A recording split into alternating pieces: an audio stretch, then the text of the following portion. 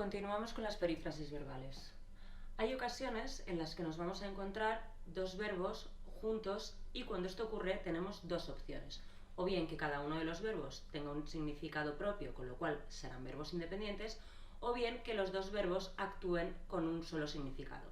En este caso estaremos ante una perífrasis verbal, con lo cual una perífrasis verbal es la unión de dos verbos que actúan de manera unitaria, es decir, que actúan con un solo significado. Estos dos verbos pueden estar unidos por una preposición o una conjunción o pueden estar unidos directamente, es decir, sin preposición o sin conjunción. Al margen de esto, la estructura de las perífrasis verbales siempre va a ser la misma. El primero de los verbos aparecerá conjugado y el segundo de los verbos aparecerá en una forma no personal, es decir, participio, infinitivo o gerundio. Cuando encontremos esta estructura, ¿cómo podemos identificar si estamos ante una perífrasis verbal o no? A través de tres formas diferentes. La primera de ellas es eliminar el primer verbo. Si eliminamos el primer verbo y la oración mantiene su significado, estamos ante una perífrasis verbal. Por ejemplo, si yo digo quiero ir al concierto, elimino el primer verbo y digo iré al concierto, ambas oraciones no tienen el mismo significado, con lo cual quiero ir es una perífrasis verbal. La segunda forma es pronominalizar el segundo verbo, es decir, sustituir el segundo verbo por un pronombre. Si yo digo prometió que iría y digo lo prometió, la oración tiene el mismo significado, con lo cual si puedo sustituir el segundo verbo por un pronombre estaré ante verbos independientes. La tercera manera para identificarlos es sustituir el primer verbo por un sinónimo. Si puedo sustituir el primer verbo por un sinónimo, estaré ante verbos independientes. Si no puedo, ante una perífrasis. Si yo digo tengo que recoger mi cuarto y sustituyo el primer verbo por un sinónimo y digo poseo que recoger mi cuarto no tiene ningún sentido. Con lo cual, tengo que recoger es una perífrasis.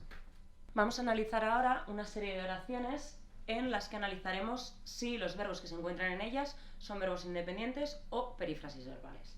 La primera de ellas, tienes que recoger a tu hermano, encontramos la estructura de la que hemos hablado, un verbo conjugado, una conjunción en medio y un verbo en una forma no personal. Tienes que recoger a tu hermano. En este caso, si sustituimos el primer verbo por un sinónimo, poseo, posees que recoger a tu hermano no tendría ningún sentido, con lo cual estamos ante una perífrasis.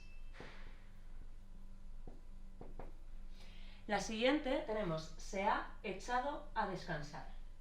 En este caso vamos a sustituir el primer verbo por un sinónimo. Se ha echado, se ha tumbado a descansar. En este caso sí que tiene sentido, con lo cual estamos ante verbos independientes. La siguiente tenemos una estructura parecida. Se ha echado a reír. Tenemos un verbo conjugado, una preposición en medio y un verbo en infinitivo al final. En cambio, si sustituimos aquí el primer verbo por un sinónimo, se ha tumbado a reír, no tiene ningún sentido. Con lo cual, estamos ante una perífrasis.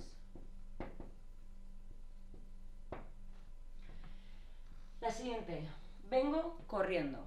En este caso, vengo corriendo, podríamos decir vengo así o podríamos decir me acerco corriendo. Con lo cual, la sustitución por un sinónimo sí tendría sentido. En este caso, estamos ante verbos independientes.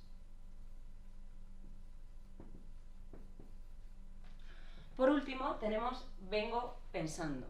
Si sustituyéramos el primer verbo por un sinónimo, me acerco pensando, en este caso la oración cambiaría de sentido, con lo cual estamos ante una perífrasis. Si os fijáis, en este caso tenemos tres estructuras diferentes. Verbo conjugado, conjunción y verbo en infinitivo, verbo conjugado, preposición y verbo en infinitivo, y por último, verbo conjugado sin preposición y conjunción y verbos en gerundio.